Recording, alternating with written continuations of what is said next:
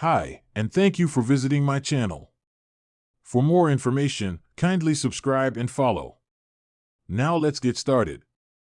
Roman Reigns made a triumphant return to WWE last Monday on Raw, but a Bloodline legend has questioned the current plans for the OTC.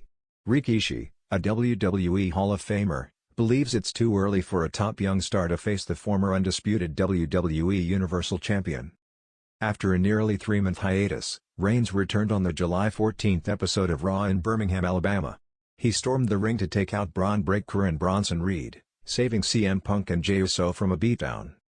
The rumored plan for the OTC is a potential one-on-one matchup against Breaker at SummerSlam.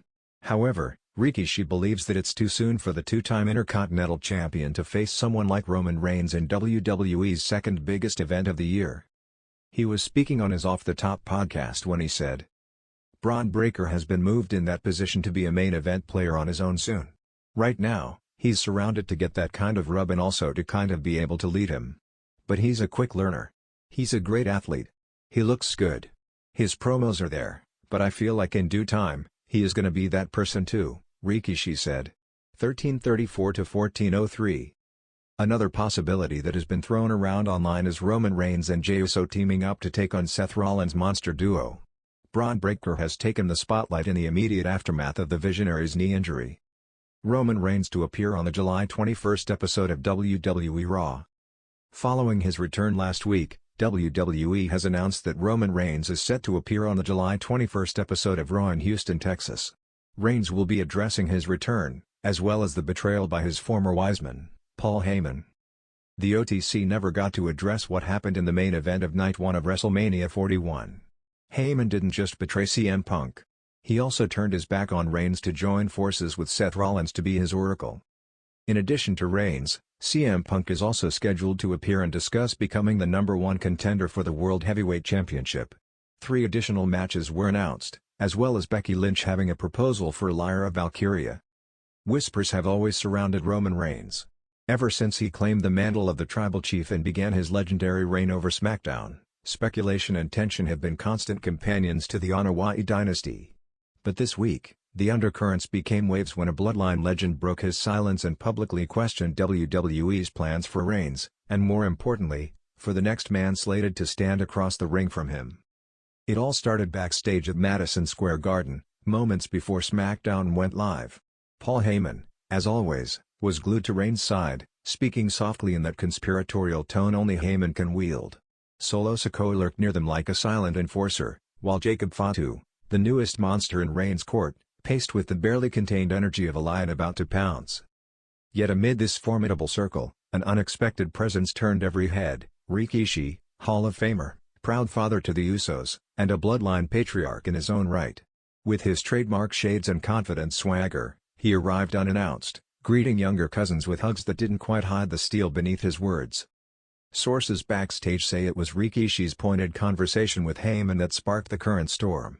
According to an overheard exchange, Rikishi asked, bluntly, whether WWE was rushing Jacob Fatu into a clash with Roman Reigns far too soon.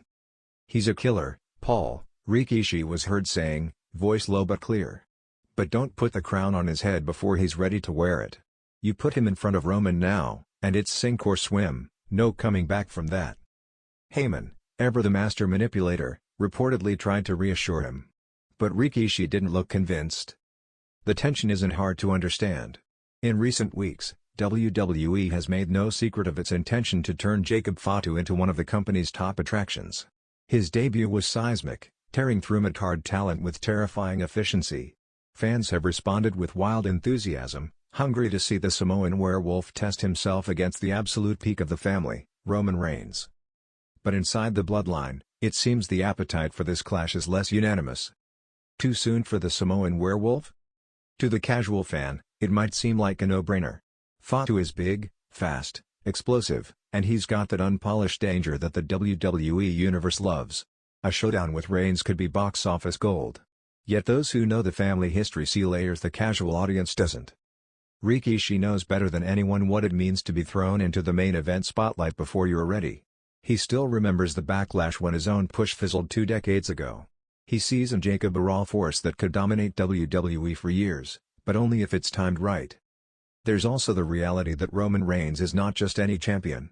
He's the tribal chief, the spiritual and symbolic leader of their entire family's legacy.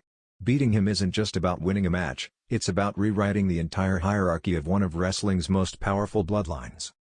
If Jacob fails? If he looks green or unprepared?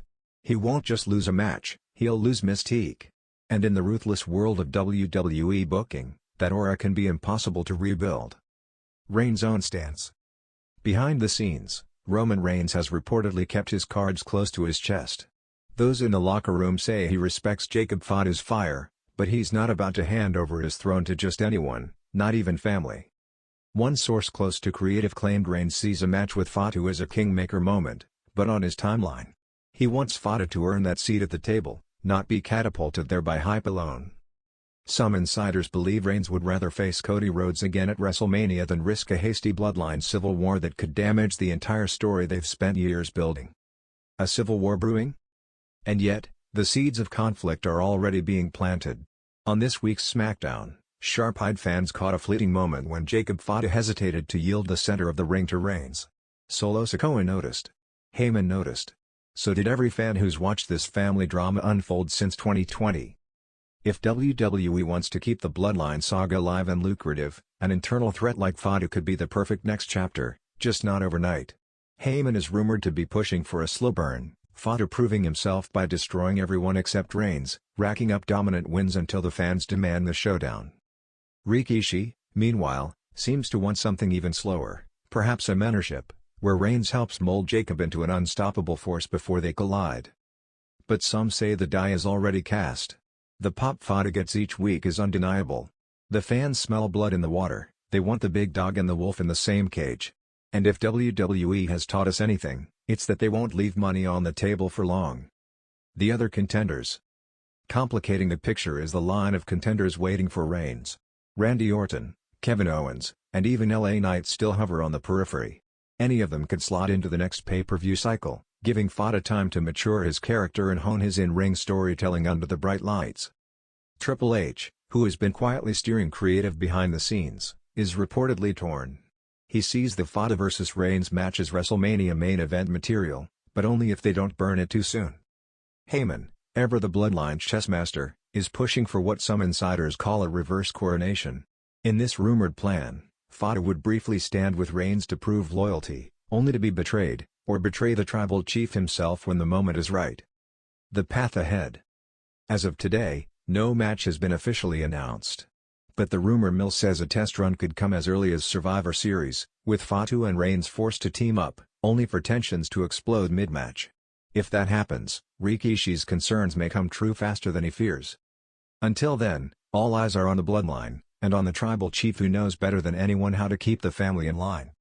One thing is certain, whether it happens next month or next year, when the Samoan werewolf finally bares his fangs at Roman Reigns, the WWE Universe will be there for every bite. And if WWE plays this right, the legacy of the Bloodline, and the tribal chief himself, will never be the same again.